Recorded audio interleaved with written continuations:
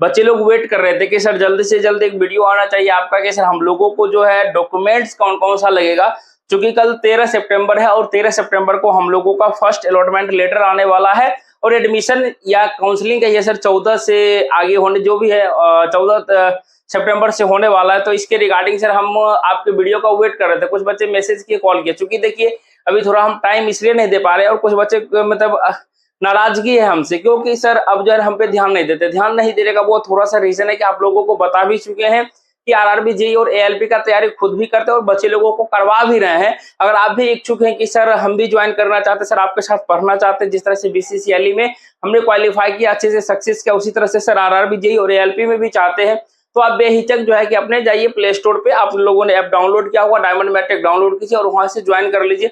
मात्र फी 299 रुपया, इससे ज्यादा नहीं है, ठीक है। और आराम से 1 साल तक हमसे ज्वाइन कीजिए। लेकिन हम लोगों का टारगेटेड है ओनली 2 से 3 मंथ में जो है कि पूरे सिलेबस को जल्दी से कवर कर लेना, क्योंकि हम लोगों को एग्जाम पहले सीबीटी 1 को क्रैक करना है किसी भी हर हालत में, फिर आगे का प्लानिंग सीबीटी 2 का होगा, ठीक है। बाकी और चाहते हैं कि डिस्क्राइब में कि सर कहाँ और वीडियो कहाँ मिलता है, तो आप दूसरे चैनल पे चले जाइए, जिसका चैनल नीचे दिया हुआ है डायमंड ननटेक, वहां पे जाइए। वो अपना ही चैनल है, दूसरा चैनल है, सिर्फ ओनली ननटेक की बातें होती है वहां पर। उस चैनल पे बने रहिए और आप लोगों को वीडियो वहां पर मिल जाएगा, ठीक है। बाकी चलिए आप यहाँ पर शुरू करते हैं बीसीसीएलई 2024 जो ऑनलाइन काउंसलिंग हो रहा है। उसमें जो है कि आपको एडमिशन के समय या डॉक्यूमेंट्स वेरिफिकेशन के समय में जो ओरिजिनल डॉक्यूमेंट्स की आवश्यकताएं होगी, वो सारा चीज हम आपके साथ सामने समक्ष रख रहे हैं। आप लोगों को क्या क्या जरूरतें होगी सारे चीजें बता रहे हैं, ठीक है।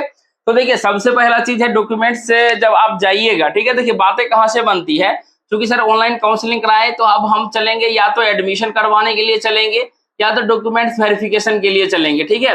तो यहाँ पे भैया आपके पास जो है मायने रखेगा मनी, ठीक है। इस चीज को याद रखिएगा, मनी इज इंपॉर्टेंट, क्योंकि पैसा लेके जाइएगा। सर हम कितना पैसा लेके जाएंगे यानी कितना रुपए लेके जाएंगे कॉलेज, ताकि हम एडमिशन करवा सके या तो डॉक्यूमेंट्स वेरिफिकेशन करवा सके। तो मेरे वीडियो को पूरा देखिएगा, सब यानी कि पूरा का पूरा एक एक चीज डिस्क्राइब करेंगे। तो देखिए सबसे पहला चीज है कि आप जो है डिप्लोमा तक तो पढ़ाई किए हैं, डिप्लोमा तक क्या क्या हुआ आपके साथ में सारा चीज समझ में है, लेकिन फिर भी शुरुआत करते हैं। बेस हम लोगों का 10 से बनता है। 10th में सबसे पहला हम लोगों का होता है रजिस्ट्रेशन। रजिस्ट्रेशन का भैया कहीं पर भी कोई काम नहीं होता है। 10th का आपके पास होगा एडमिट कार्ड ओरिजिनल चाहिए, मार्कशीट होना चाहिए और प्रोविजनल है या आपको सर्टिफिकेट जो भी ओरिजिनल मिलता है वो चीज आपके पास होना चाहिए। क्योंकि आप हायर स्टडी किए हैं तो यहाँ पर जो सीएलसी कॉलेज से मिला हुआ होगा वो आपके क्या कहते हैं कॉलेज में इंटर किए हुए इंटर में या डिप्लोमा डायरेक्ट किए हुए तो डिप्लोमा में जमा हो गया होगा, ठीक है। तो आपको एडमिट कार्ड ओरिजिनल मार्कशीट चाहिए। उसके बाद अगर आप मैट्रिक के बाद इंटर किए हैं तो भी आपको एडमिट कार्ड चाहिए, इंटर का मार्कशीट चाहिए, प्रोविजनल चाहिए, ठीक है। उसके बाद अब आप देखिए या तो हो सकता है कि यहाँ पर 3 साल का डिप्लोमा होगा आपका या तो 2 साल का डिप्लोमा होगा। इंटर लेवल पे 2 साल का, 10th पे 3 साल का, दोनों लोग आ गए डिप्लोमा में। डिप्लोमा में आने के बाद जो है कि यहाँ से आप सेम हुआ होगा, जो लोग 2 साल का किए हैं उनका 4 सेमेस्टर का एडमिट कार्ड, जो लोग 3 साल का किए उनका 6 एडमिट कार्ड, यानी कि 3 साल का यानी 6 सेमेस्टर का एडमिट कार्ड होना चाहिए। तो देखिए कि यहाँ पर एडमिट कार्ड, मार्कशीट और इस कॉलेज से जो है, क्योंकि आपका लास्ट पढ़ाई जो अभी हुआ होगा कहाँ पे रुका हुआ होगा, डिप्लोमा कंप्लीट होगा यानी अपेयरिंग में होंगे, फिर भी रिजल्ट आ गया आप लोगों का डिप्लोमा क्लियर हो गया। क्योंकि साफ साफ लिखा हुआ है कि काउंसलिंग वैसे ही बच्चे करवा सकते हैं एडमिशन जिनका जो है कि जब से काउंसलिंग मतलब स्टार्ट होगा, जिस दिन से एडमिशन का प्रोसेस, उस दिन तक रिजल्ट क्लियर होना चाहिए, ठीक है।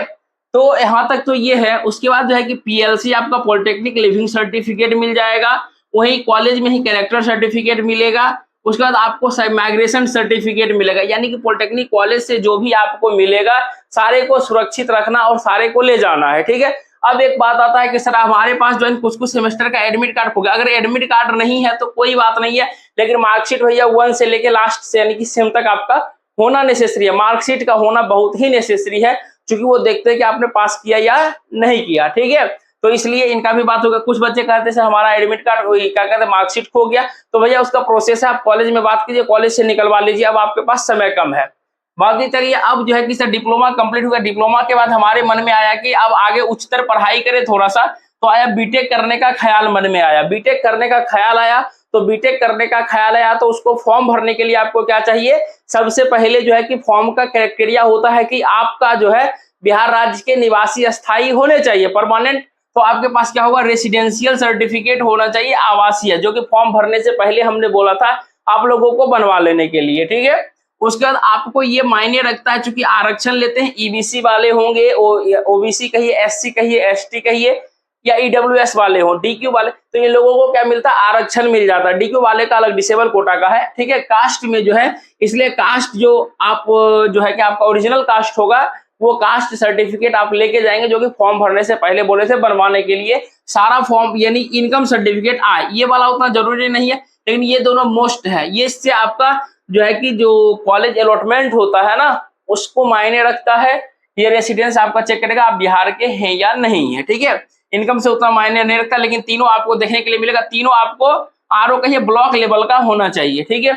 उसके बाद जो लोग डिसेबल कोटा से आते हैं उनका डीक्यू होना चाहिए, जो एसएमक्यू से यानी कि सैनिक से जो आते हैं उनका होना चाहिए, जो ईडब्ल्यूएस से आते हैं उनका ईडब्ल्यूएस सर्टिफिकेट होगा ही होगा, ठीक है। बाकी देखिए इतना सर फॉर्म भर दिया, फॉर्म कंप्लीट हो गया भर के, तो हमारे पास आया था part A part B. Sir part A और पार्ट बी हमने डाउनलोड नहीं किया, जिनके पास नहीं है कल जो है कि साइट पे सारा चीज आ जाएगा, तो आराम से वहां से पार्ट ए और पार्ट बी को डाउनलोड कर सकते हैं, कोई भी इशू नहीं है, ठीक है। जिनके पास है अच्छी बात है, नहीं तो कल कर लेंगे। बाकी sir part A part B हो गया, अब आ रहा सर तैयारी कर रहे हैं, एग्जाम देने के बारे आई। एग्जाम देने के लिए आपको मिला होगा बीसीसीएल 2024 का एडमिट कार्ड मिला हुआ होगा, जो कि एडमिट कार्ड लेके आप एग्जाम हॉल में गए होंगे और आप एग्जाम दिए होंगे, तो वहां पे आपके एडमिट कार्ड पर जो है वीक्षक क्या किए होंगे, यानी कि इन्विजिलेटर जो होते हैं वो साइन किए होंगे, वो एडमिट कार्ड आपके पास होगा और वो एडमिट कार्ड आपको लेना है, ठीक है। उसके बाद देखिए एडमिट कार्ड से परीक्षा दे दी, एडमिट कार्ड को संभाल के रखे। अब आया रिजल्ट, रिजल्ट आया तो हमको मिला था रैंक कार्ड, यानी आपका यूआर से क्या रैंक है, कैटेगरी से क्या रैंक है, रैंक कार्ड मिला था। रैंक कार्ड आपके पास होना अनिवार्य है, ठीक है। रैंक कार्ड मिल गया था, रिजल्ट देखने के बाद खुशी हुआ। उसके बाद आपको आया था कि ऑनलाइन काउंसलिंग करने का, पहले ऑफलाइन होता था लेकिन अब ऑनलाइन हो रहा है, तो आपको चॉइस फिलिंग करने का मौका मिला था। तो आप लोग अच्छे से चॉइस फिलिंग 10 तारीख तक बढ़िया से किए, एडिट करके जैसा भी हुआ आपने किया। अच्छे अच्छे कॉलेज, अच्छे अच्छे ब्रांच आप लोगों ने डाला, जैसा कि कुछ बच्चे भेजे थे, सारे को मैंने देखा है, ठीक है। कुछ बच्चे कम कॉलेज चूज किए, लेकिन मैंने उनको ज्यादा कॉलेज बोला कि सिलेक्ट कीजिए, रिस्क नहीं लेना है, ठीक है। आपके पास चॉइस फिलिंग होना चाहिए। आगे देखिए उसके बाद जो है चॉइस फिलिंग कर लिए सर, और 13 तारीख का इंतजार कर रहे हैं। 13 को आ रहा है आपका प्रोविजनल सीट अलॉटमेंट लेटर, तो वो लेटर को डाउनलोड करिएगा। चूंकि देखिए अब यहाँ पर जब provisional seat allotment letter download कीजिएगा, यहाँ से लोचा स्टार्ट होगा। आपको यहाँ पर समझना पड़ेगा, यहाँ पे आ जाएगा ऑप्शन अपग्रेड का, क्या तो यस करेंगे या नो करेंगे। पहला चीज इस पर क्लियरली हम पिछले वीडियो में भी समझा चुके हैं, और फिर से दोबारा मौका मिल रहा है आपको बताने का।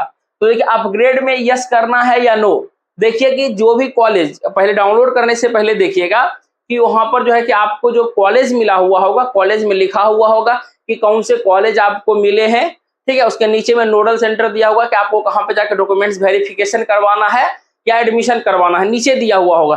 लेकिन ऊपर में दिया होगा कि आपको कौन से कॉलेज, कौन से ब्रांच मिले। अगर आपको जो ब्रांच कॉलेज मिला है उससे अगर आप सेटिस्फाइड है, संतुष्ट है, हाँ सर जो चीज कॉलेज हमको मिल गया, हम सेटिस्फाइड है, यानी कि अब हमको एडमिशन लेना है कॉलेज में जाके सिर्फ, तो वो करेंगे नो, ठीक है। जो नो करेंगे उनको जाके लेना होगा एडमिशन। आगे उसके बाद आ गया बात किस चीज का, जो अपग्रेड में जिन लोगों का रैंक यानी कि आ गया नाम, ठीक है, माने कि उनको जो है कि 1 2 3 4 5 यानी माने उनको 5 नंबर कॉलेज मिला, और उनको लगा क्या कि सर हमको जो कॉलेज मिला है, जो ब्रांच मिला है, हम उससे सेटिस्फाइड नहीं है, संतुष्ट नहीं है, तो आप क्या करेंगे, आप करेंगे यस। तो आप जब यस कीजिएगा तो आपको वहां पे जाके सिर्फ क्या कराना होगा, डॉक्यूमेंट्स वेरिफिकेशन करवाना है। इस चीज को ध्यान रखिएगा, डॉक्यूमेंट्स वेरिफिकेशन जब करवाइएगा वहां पे करवा के आ जाइएगा डॉक्यूमेंट वेरीफाई, ठीक है। तो लेकिन अगर आप यस करिए या नो करिए, जाना दोनों को है। अगर आप यस किए तो सिर्फ डॉक्यूमेंट्स वेरिफिकेशन होगा, आप वहां से डॉक्यूमेंट वेरिफिकेशन करवा के चलाइएगा, यानी ओरिजिनल डॉक्यूमेंट्स रिटर्न लेके। पिछले प्रोसेस में हमने बताया भी है आपको 1 भी रुपए नहीं लगेंगे, सिर्फ जो जाने आने का खर्चा लगेगा बस वही, और आपको 1 भी रुपए नहीं लगेगा। लेकिन जो नो किए रहेंगे उनको किसी भी शर्त पे बख्शा नहीं जाएगा, और सिर्फ वहां पे आपको एडमिशन डॉक्यूमेंट्स वेरिफिकेशन होने के बाद आपको उस कॉलेज में एडमिशन हो जाएगा। एडमिशन चार्ज जो है कि सब कॉलेज का थोड़ा सा वेरिएंट रहता है, मैक्सिमम मानिए कि 5000 रुपया जो है कि अगर आपके पास में है तो आप अच्छे तरीके से वहां से सब चीज करवा के आ सकते हैं, कोई भी दिक्कत वाली बात नहीं है, ठीक है। बाकी उसके बाद जब ये अपग्रेड वाली बात हो गई, इसको अच्छे से समझिएगा, इसलिए मैंने आपके यहाँ चर्चा किया, ठीक है। उसके बाद चलते हैं, जब ये काम हो गया तो उसके बाद आ जाएगा, देखिएगा साइट पे कल आएगा बायोमेट्रिक फॉर्म आएगा और चेक स्लिप आएगा, ठीक है। दोनों को आपको क्या करना है, डाउनलोड कर लेना है अच्छे तरीके से। डाउनलोड करने के बाद जब आप कॉलेज में एडमिशन ले लेते हैं, ठीक है, उसके बाद एडमिशन लेने के बाद जो है आपको मेडिकल सर्टिफिकेट की जरूरत पड़ेगी, ठीक है। उसके बाद आपको एंटी रैंकिंग की आवश्यकताएं पड़ेगी। एंटी रैंकिंग जो है स्टूडेंट भी देंगे और उनके गार्जियन जो रहेंगे गार्जियन भी देंगे। क्या सर हम जब एडमिशन करवाने जाएंगे तो क्या हम अपने गार्जियन को साथ में ले जाना जरूरी है क्या? बिल्कुल आप ले जाइए एडमिशन में गार्जियन को, ताकि आपके साथ जाएं और देखें कि कॉलेज का क्या स्थिति है, किस तरह का माहौल है वहाँ का, सारा चीज वो अपने नजरों से एक बार देख लें, ताकि उनको कॉलेज जाने आने में भी परेशानियां ना हो, ठीक है। इसलिए वहां पे जाना अति आवश्यक होता है, क्योंकि साइन वगैरह भी कभी कभी लगता है वहां पे, ठीक है। तो ये हो गया मेडिकल और एंटी रैगिंग के बारे में सोचना नहीं है, ये सारा एडमिशन के बाद में। बाकी देखिए और इम्पोर्टेंट है आपका आधार कार्ड। आधार कार्ड बहुत ही जरूरत का चीज है। आधार कार्ड ओरिजिनल नहीं लगेगा, इसका फोटो कॉपी लगेगा, यानी आधार नंबर आपका लगता ही लगता है, ठीक है। उसके बाद जो फॉर्म फिलअप किए थे उसमें जो फोटो चिपकाए थे, फोटो का कम से कम 16 से लिखा रहता 6-8 पीस, लेकिन आप मेरी नजरों में 16 से ज्यादा बहुत ज्यादा पीस बनवा लीजिएगा, जो कि आने वाले समय तक लास्ट सेमेस्टर तक आप दे पाइए बीटेक में, ठीक है। तो इतना फोटो आपका नेसेसरी है। बाकी सर कितना कॉपी करवा लेंगे, देखिए लिखा हुआ तो है अलग अलग, ये काम आप घर पे करवा लीजिए, सबका जो है ना 3 सेट करवा लीजिएगा, यानी 3-3 कॉपी करवा लीजिए, ठीक है। तब आपको वहां पे दौड़ने भागने का मौका नहीं मिलेगा, आराम से बिंदास 3 सेट रहेगा। अगर 2 सेट लगा कॉलेज में, फिर भी 1 सेट आपके पास सेफ रखा हुआ है। और एक चीज बता देते हैं कि आप डॉक्यूमेंट वेरिफिकेशन करवाने से जानने से पहले जो है आप मोबाइल में जो है कि कोई भी कैम स्कैनर डाउनलोड कर लीजिए, अपने जितने भी सारे ओरिजिनल डॉक्यूमेंट्स हैं, सारे ओरिजिनल डॉक्यूमेंट्स को क्या कहते हैं पीडीएफ फॉर्म में यानी स्कैन कर करके सारे उसको जो है कि सेव कर लीजिए, ताकि आने वाले भविष्य में जो आगे फॉर्म किसी भी चीज का है, रेलवे हो, ग्रुप डी हो, एनटीपीसी जो भी फॉर्म हो, वो अगर आप फिलअप करते हैं तो वहां पे जो डॉक्यूमेंट्स मांगा जाएगा आप आराम से वहां से निकाल के यानी अपलोड कर सकते हैं, कोई भी तरह का दिक्कतें नहीं होगा। क्योंकि स्कैन कीजिएगा तो ओरिजिनल आपका स्कैन रहेगा, तो बिंदास किसी भी तरह का दिक्कत नहीं होगा। अन्यथा सर अगर मानिए हमारा डॉक्यूमेंट्स ओरिजिनल जमा हो जाएगा तो निकलेगा क्या? निकल जाता है, लेकिन परेशानी काहे ले लीजिएगा, आराम से रहने दीजिए कॉलेज में। हमारे पास मोबाइल है, आपके पास सॉफ्ट कॉपी, आराम से डॉक्यूमेंट्स को अपलोड करके आराम से रख लिए हैं, पेन ड्राइव में कहिए या मोबाइल में रख लीजिए, कोई दिक्कतें है नहीं। बाकी आप लोग समझदार हैं, ठीक है। इतना काम कर लेने के बाद जो है आराम से जो है कि ये सारा काम कॉपी सब जो है घर पे बनवा लीजिए। पैसा जो है कि हॉस्टल फी वगैरह आपको बाद में भी एडमिशन के बाद भी दे सकते हैं, कोई दिक्कतें नहीं है। बाकी जो है कि अगर इसमें कोई भी मिसिंग रहा तो आप लोग तुरंत कमेंट कीजिएगा कि हाँ सर यहाँ पे दिक्कतें हैं, तो हम आपके कमेंट का जरूर रिप्लाई करेंगे। बाकी ये वीडियो कैसा लगा, वीडियो अच्छा लगा तो अपने दोस्तों को शेयर कर दीजिए और चैनल को आप लोग सब्सक्राइब भी कर लीजिए, ताकि इस तरह का वीडियो आपको बताते रहें। और चूंकि रैगिंग के बारे में जो है कि कुछ कहना है आप लोगों से, वो नेक्स्ट वीडियो में बताएंगे। जब आप एडमिशन करवाने जाइएगा तो दिक्कत तो खैर नहीं होगा, लेकिन आखिर मीनिंग क्या होता है सारा चीज, टेक्निकल स्टूडेंट में और नॉन टेक्निकल स्टूडेंट में क्या अंतर होता है, इस रैगिंग वर्ड क्यों आता है टेक्निकल क्षेत्र में, तो इस चीज का मीनिंग हम समझाएंगे आपको। बाकी ऑल दी बेस्ट, कल इंतजार कीजिए आप लोगों का टेक्निकल इशू नहीं हो सर्वर पर, और आप लोगों का समय जो है कि आपका प्रोविजनल सीट अलॉटमेंट लेटर आ जाए और अच्छे तरीके से आप मेरी बातों को समझ गए होंगे। अच्छे तरीके से डाउनलोड करना है, उसके बाद अपने एडमिशन करवाने के लिए जब अच्छे तरीके से समय निकल जाइएगा, कोई भी दिक्कतें नहीं है। जरूरी नहीं है कि 10 बजे ही पहुंचिए, थोड़ा 1-2 घंटा लेट भी पहुंचिएगा तो कोई दिक्कतें नहीं है। रोड जो है कि क्रॉस कीजिएगा कहीं पर भी देख के इधर उधर कीजिएगा, क्योंकि अभी एक्सीडेंट का केस बहुत ही ज्यादा बढ़ चुका है, इसलिए अपना जब यात्रा कीजिएगा तो सामान की सुरक्षा भी कीजिएगा, अपने हेल्थ का भी ध्यान रखिए, बाकी अपने गार्जियन का भी ध्यान रखिएगा। बाकी जय हिंद, जय भारत।